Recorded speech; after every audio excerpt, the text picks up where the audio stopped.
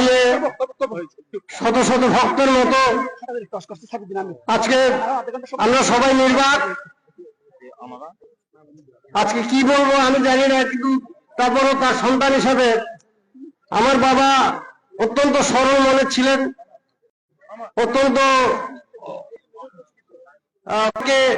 ওনার কথায় বা ব্যবহারে যদি কোনো কেউ কষ্ট পেয়ে থাকেন, অলাদে গোসল আজম হিসাবে আপনারা অন্তরস্থল থেকে ওনাকে রাফা করবেন এবং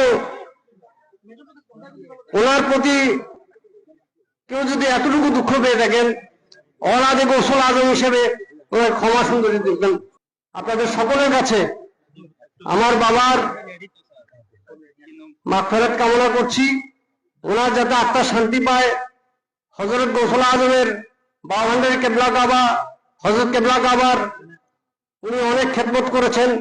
তা আমার বাবার জন্য আপনারা সকলে অন্তরস্থল থেকে দোয়া করবেন, আর আমার জন্য দোয়া করবেন যাতে তার সিলসিলাকে আল্লাহ বরকরাত রাখতে পারে।